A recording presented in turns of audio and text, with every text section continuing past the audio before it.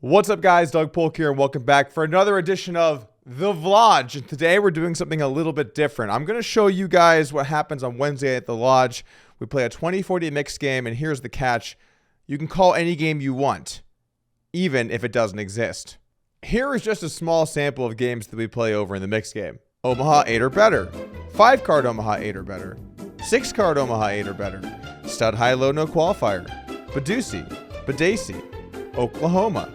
Sassy, Archie, 777, 888 Sassy, Tic-Tac-Toe, second best Holdem, third best Holdem, Dramaha 49, Dramaha 0, Drama Jack, and of course, Fun Under the Gun. That's actually a Lodge original, by the way. We made that up at the Lodge. I'm not going to lie to you. This game is my cash cow at the Lodge. In fact, I've never lost in a session I've played. I think I'm like 8-0. It's non-stop winning all the time. I'm not tired of it, though. Well, today you're getting a glimpse inside that game. We're going to play a few different random games. You'll see what it's like. You can get a taste of the action. And maybe you might even want to consider stopping by Wednesdays at 5 o'clock. Anyway, before we get into the action, I have a couple things I want to let you know. First off, the Lodge live stream looks like it's going to be returning on April 18th. Of course, we have to make sure the test streams go well, but it's all looking good, and we're hoping to launch on April 18th. We recently rented out 2 units next door to the current location, so we're completely overhauling one of the rooms, and we're setting up a professional set. Until that happens, we have a nice temporary stream we're going to have going in the back of the room. Should be better quality than what we had before, and then ultimately in 3, 4, 5, 6 months down the road, we're going to have a high-end professional setup. It's going to be outstanding. Regardless, the stream's going to come back with a 4 times a week stream, Monday, Wednesday, Friday, Saturday, starting at 2:30 Central Time, a lot earlier than we had going before. We want to get these things kicked off early so we can get some long sessions in and you guys can enjoy the action. If you're interested in playing, you can hit up Skull Mike on Twitter. He is setting the lineups. He's the guy to go to for higher stakes games at the Lodge or joining the stream lineup. So make sure to get in contact with him over on Twitter. On another note, I'm excited to announce Upswing Poker has a new cash game course coming out.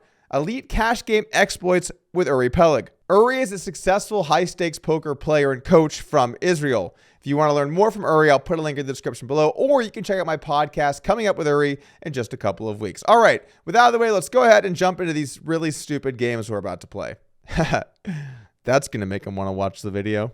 Our session begins with buying a simply obnoxious amount of red chips because this is a red chip game. You can use some greens from time to time, but basically I'm trying to build some towers, and the best way to do that is to buy it only in $5 chips.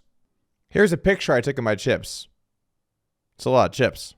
We kick things off easy enough. Omaha 8 or better. Basically, you get 4 cards. Half the pot goes to the best high hand. And if there's a low, meaning 3 cards on the board are 8 or lower, half the pot goes to the best low hand. You're going to have about half-ish of the hands with no low. A little bit more actually will have a low. So you got to be thinking about both the high and the low. It's better to have a strong high because you could scoop the whole pot, but you want to make sure to have playability on both. I don't know why I'm trying to coach you in mixed games because not exactly played too many. Anyway, in this hand, the action folds around to me in the small blind. I look down at 6-5-4-4 Rainbow. Certainly a hand you could raise. I'd like to have a suit if possible. I'm going to be able to make some kind of reasonable lows. I might be ahead of a random hand in the big blind, but I'm going to definitely be behind for the high, so I feel like it's probably better to just limp in. My opponent isolates the fish. I make the call, and we take a flop. The flop comes ace, queen, 4 with 2 hearts. A huge flop for us here. We flop bottom set, and we also have a low draw. When we do make a low, we're also going to have some straight draws to the nuts. So this is a great board. Even if our opponent has a better low draw, we're almost always going to be ahead for the high. Basically, we're going to be either ahead or free rolling on at least one side. I don't know. I don't really play 08. I check the flop and Jake decides to bet. I think in this situation, you could go for a check call or a check raise. They're both certainly on the table. One of the nice things about check calling is you under up your hand, then you can check raise some turns where you hit a boat or maybe on some brick turns like a 9 or possibly even some kind of Broadway turn. Basically, by check calling, you give yourself an ability to put in a bigger raise on the turn than you could on the flop. That said, check raising and just playing your hand fast also totally fine. Kind of hard to go wrong when you have such a strong hand. Anyway, we do go ahead and check call, and let's take a turn. The turn comes another ace, and now I have a full house. I check once again over to Jake. He decides to go ahead and bet. Once again, this is a spot where you could go for a raise or you could go for a check call. Don't really hate either one of my options. If I check call, I let him fire some rivers, maybe value bet too thin. But I think in retrospect, like a check raise, I don't know, guys. I don't really play 08. But I do say the trap check call, and we take a river. Check. The river is another ace. Counterfeiting my boat, and I now just have a boat with a pair of fours. And it's nice to see that our lodge session is going to begin, as all of our other lodge sessions have been. No, I'm just kidding. I don't have to complain yet. I win in this game, okay? Anyway, we check. Our opponent bets once again. Now it's a bit of a tough spot. In these situations, it is possible for players to be bluffing you, where they have some kind of low draw hand that bricks the low, but then wants to kind of represent a high. So you really can't get into folding pairs all too often unless your pairs block those types of hands. Having a 6 and a 5 in my hand, not great, but having pocket fours is actually pretty good. So we just suck it up and call, and get the bad news. Kings. Fours, yeah. That's the bad news. Boat no good. Had a better low draw too. Damn it. Probably should have raised him somewhere. Maybe I would have lost more. At this point, I realize this seat sucks for seeing the card, so I have to pick up my bajillion chips and move it over into the 5 seat for the rest of the vlog. Our next hand, we're playing Limit Squid Game. Okay, I think in this one, 3 boards, Omaha High, lowest river, you get rid of that board. Pretty sure. So, if not, whatevs, let's go with it. I have ace 9 6 4 with nut clubs here pre-flop, and decide to make a call in the big blind. Call. Wow, this is going to be another super high quality vlog, I can already tell. The flops come Jack 8 6 2 clubs. That's a very good flop for us. I'm still going to go with 10 9 9. That's another good board. Queen 6 5. Not a very good board. Also, I give my opponent some valuable information. I'm going to give you guys a hint. 2 of these boards I'm doing better on than one of the other ones. The turns come out not great ones for us. The 7 on the mid board gives people straights. Check. The other board, we're probably not going to hit a flush, but we do also pick up an open ender on the bottom board. Call. Lot going on here going into the river. Do a betting round. We river trip 6s on the top board, so we brick the flush draw, but we do hit 3 of a kind. The middle board, we just have a 9, but that's completely gone now because it had the lowest river. And then the final board, I've got a pair of 6s. Not a very good one. My opponent bet the river.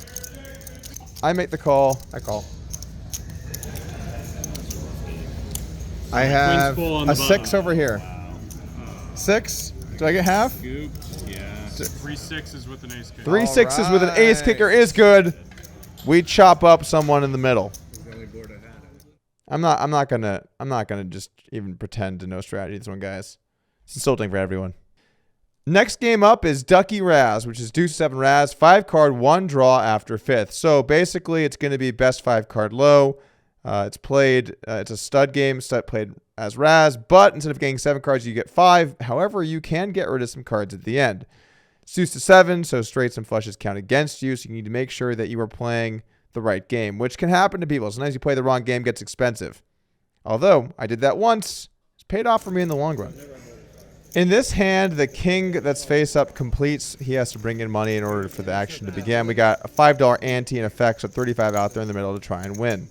I feel like people might play a little too tight with some of this stuff pre-flop because the antes are pretty big. You're very much incentivized to go for it. It's a bit of a loose raise. I have 3 face up, 9, 7 in the hole. 7 is a good card. Obviously, you're going to want cards like a 7, but it is better to have cards more towards the deuce than the 3. The 9, I'm probably going to pitch, but I might hold if it ends up in a situation where my opponent's probably drawing. However, when our 3 is face up, we get some more flexibility. It feels like in some of the stud games, you can play a little bit looser where people don't know for sure that you have something weak, but they kind of have to treat you with a little bit of respect.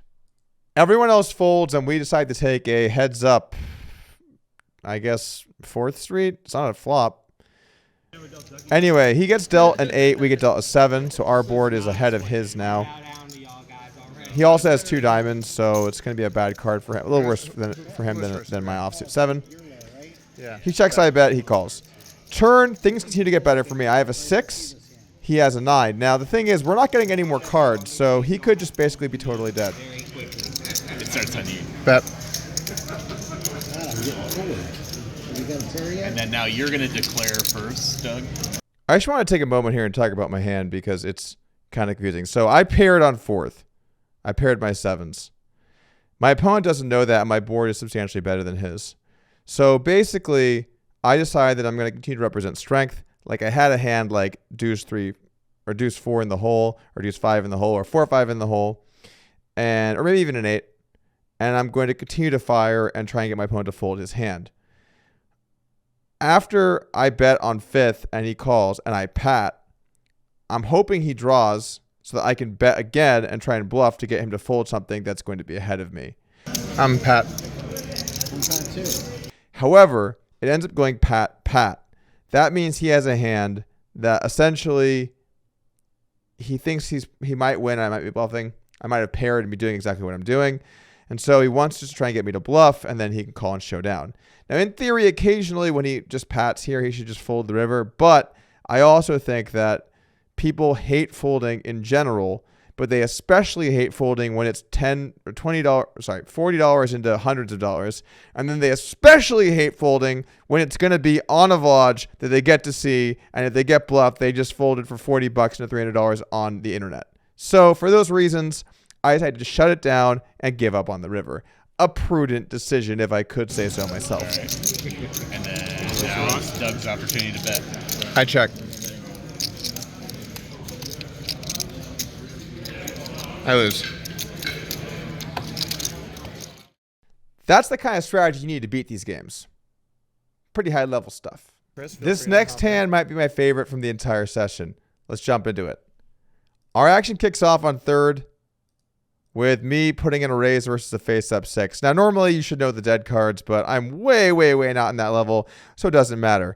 I'm heads up with Upswing Poker coach Jake Abdallah. He has a mixed game course if you want to learn how to play mixed games. He's probably the best player in these games, but, you know, sometimes he gets kind of owned, so it's hard to say. All right. Anyway, he has a 6 face-up. He raises. I re-raise him with a 3. My board is stronger. However, my pre-flop hand, not so great. I have a 4 and a 9. Again, it's the kind of hand where the 4 is good, the 9 not so much, but not a terrible card. And I can always pitch it if stuff goes down. On 4th, he picks up a 5. Very strong card for him. I get a king, the second worst possible card. I'm definitely going to have to pitch this at some point. He takes the betting lead, bets $20. I go ahead and call, planning on ditching my king down the road. 5th Street comes out. Jake gets the worst card in the deck, the ace. I get a 10. So basically in this situation, my hand is ahead right now, but we're both going to get rid of the king and the ace. So when we do that, his draw will be stronger than mine. Maybe I should even get rid of the 10 as well. It's kind of close on that one. I'm not entirely sure. Anyway, so the action on 4th goes check, check. And I realized that he isn't on a 4-card draw because if he did, he would be betting, knowing that we'd both have to pitch and his draw is better than mine. He must have paired his hand. Well, from here, we get new cards on the river. I pair my 3, and Jake, he gets a 7 face up and 1 down. And the rest of the hand, it's going to let it play. Who goes first here? The better board. Well, this is interesting because it's a $40 bet here, right? Not 20. Yeah. 40, yeah. Didn't know what the bet was. Looking a little bluffy.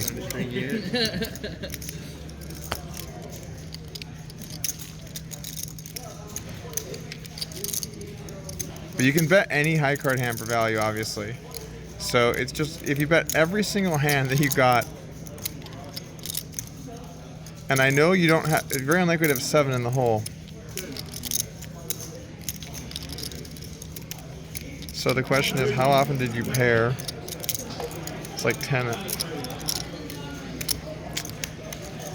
This is a bad situation.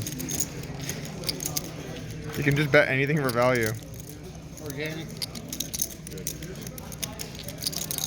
I'm gonna occasionally call here. Let me think about this.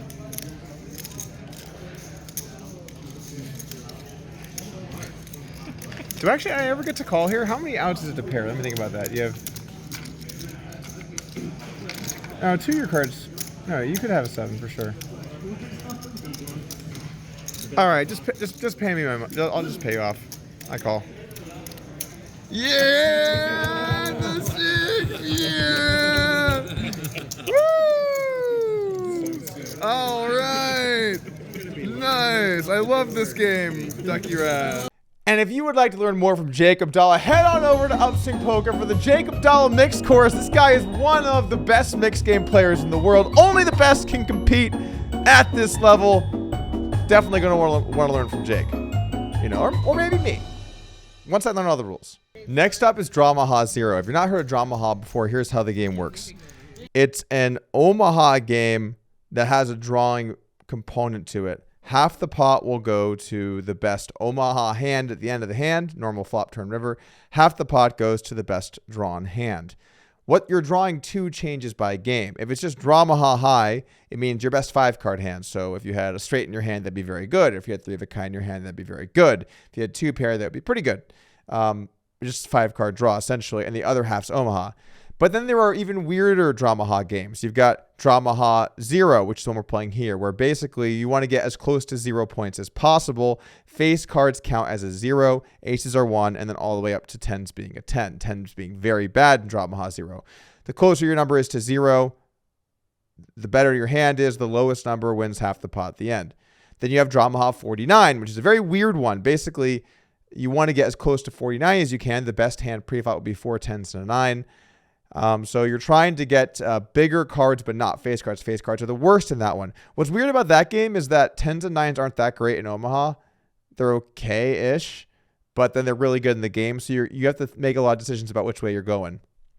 And then you have Drama Jack, which is at the end of the hand, your 2-card Omaha hand is an Omaha hand.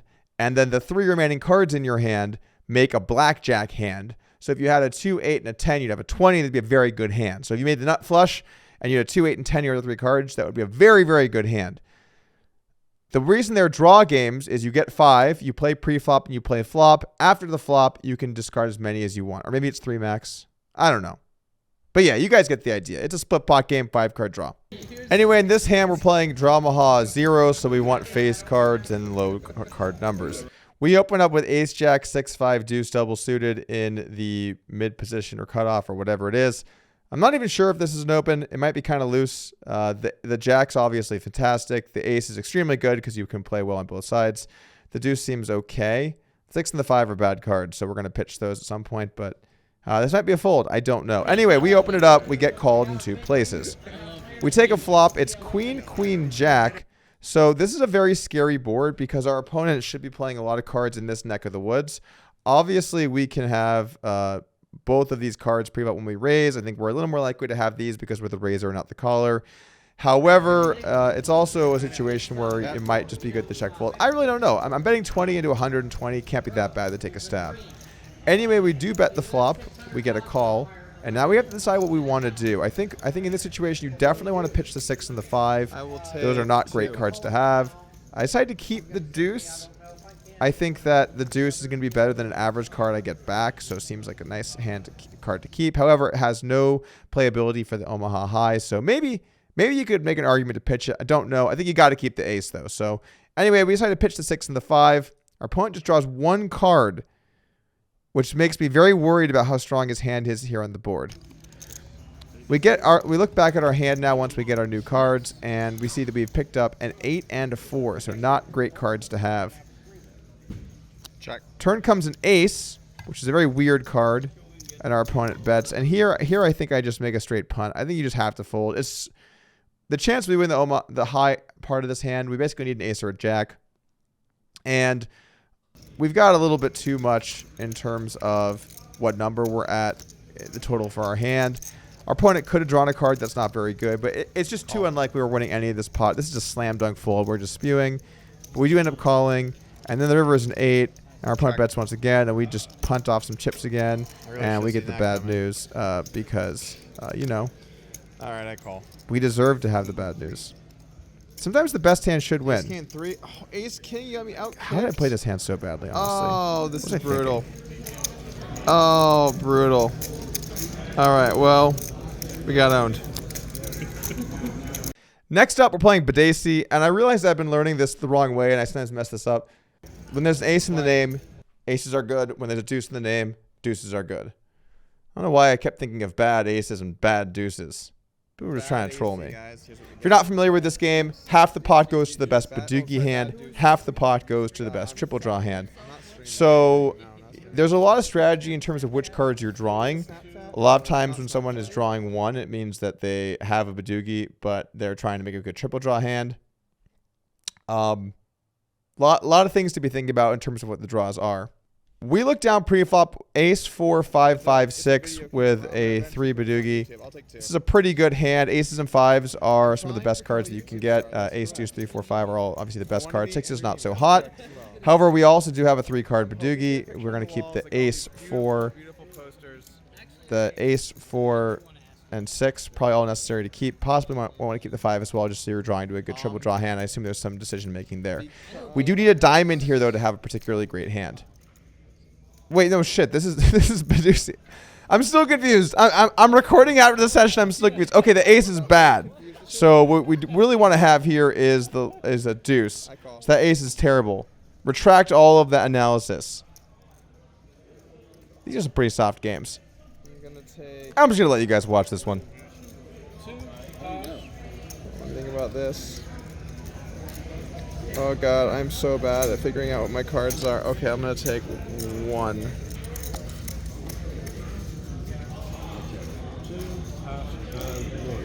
Oh, I fucked that up. Yes. Woo. Perfect for the vlog. God damn it! Alright. Oh, actually, I call. Slow roll into the slow roll. See, this is how we get more players in the game. Oh, no, no, no. I did fuck this up. God fucking damn it. Oh, man. Are you Pat, or were you guys? Pat, okay. Yep. Oh, God. If I get pipped because of this, I just don't worry about it. Just don't worry about it. All right, let's see what we got here, guys. That looks bad for us.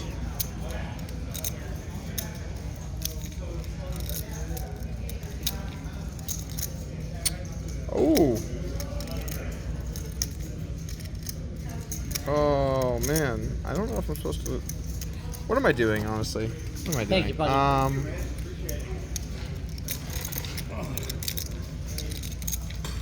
He floated me. I call, I guess. Just 7 and 3 cards. Yep, that's gonna beat me. I have a Badoogie. Do you have a Badoogie? No. With a 3-card 7. Playing great. Yep, another total punt where someone scoops us because our hand is garbage. I can see why I'm the biggest winner in these games. Unbelievable. Now we're going to play a game that was the precursor to the Lodge original classic game, Fun Under the Gun. Basically, you look down at your hand if you're under the gun, and you can pick one of 3 games. You can play either PLO with a $400 cap, Limit 08, or Limit Badoogie. The idea being here, under the gun can pick a game that most suits their hand and gets to play way more hands. So there's some strategy in terms of what game you want to pick. I think at this point we were doing if you picked, or if you folded, you still picked a game, but ultimately we made it so if under the gun folds, the decision power goes to the next player. Bit of a side note, but I heard people saying that they played this game where the button chooses. I think it's kind of silly. The button's already the best position you could possibly have in poker. We don't need to make it better. I think making positions like early position where you mainly have to fold, making those spots more playable, I think that's kind of cool. Finally, I'm under the gun. I look down at Queen 6, 6, 5. What can I do with this? Well, don't want to play PLO. I don't want to play 08. So I choose before the action. And I don't really want to play Badoogie either. So I don't know if I get to have fun this hand at all. Okay, you guys can play some PLO 400 cap. Next hand, under the gun calls PLO. We face a limp in next to us, and we look down to the ace, jack, jack, double suited. Think this is probably a raise, so we do decide to pot it. Action folds around, and the player that limped in does make the call. 6, 6, 3 rainbow. We flop trip 6s on the flop in a very disguised kind of manner. Decided to fire out $30 to go. This is a spot you're going to want to bet a lot. We're going to have high pairs. It's pretty unlikely he has a 6. We're going to bet small with most of our hands, if not all of our hands. And our opponent decides to make the call. Turns a queen. Good card for us, unless he has pocket queen specifically. We're going to mainly bet the turn. However, when you have a pair with your 6, it's a lot worse. We always like to make a boat. But you're probably going to want to keep firing. We decided to bet 80 bucks. Remember, these games are capped, so $400 cap if we fire all 3 streets. Snap call from our opponent, and we take a river. Offsuit 4. Unlikely they have a straight. 5 deuce and 7-5. Not hands too likely pre-flop. 7-5 a bit more likely than 5 deuce. That would be a pretty bad beat. 6 here is quite ahead of our perceived range. Aces, kings, stuff like that. We bet the pot, and we hope for a tank call, but he does end up letting it go, and we take it down with a 6. Well played. Trips held up. Thank you. Didn't get the old lodge on the river.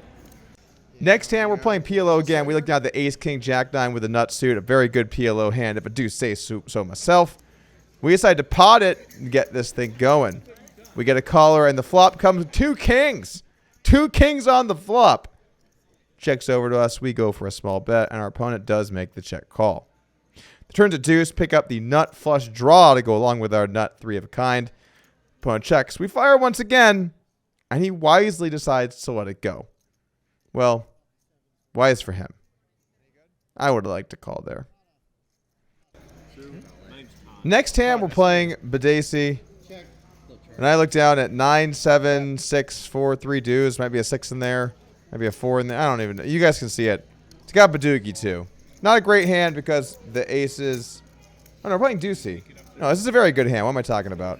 I'm Pat. I briefly flip out and think that the blinds are wrong, but it's because someone posted, so...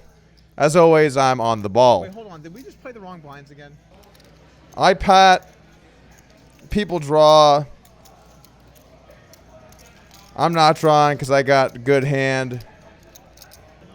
My opponent waits a very long time before realizing he has an 8. I eventually realized he had been slow rolling me.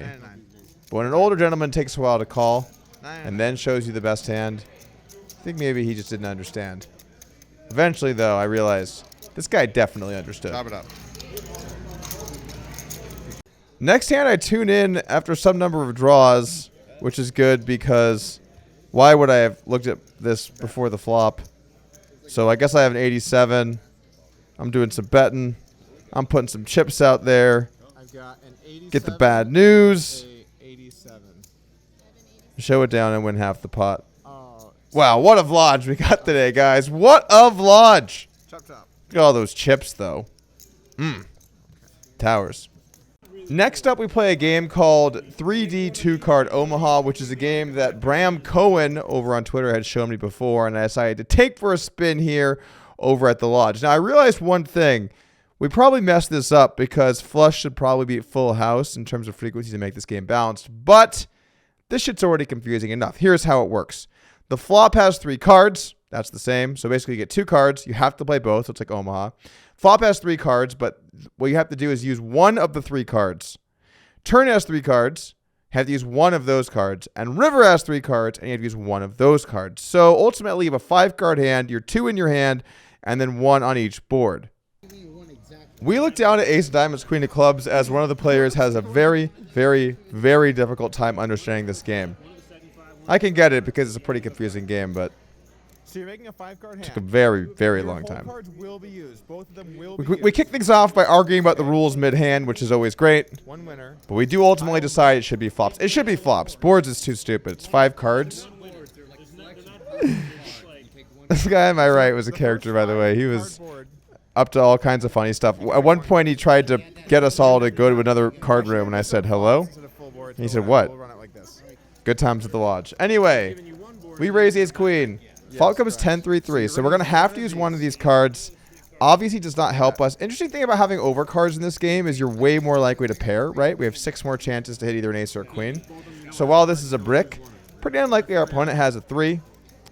So unless they have 10s, it's not a great board for them.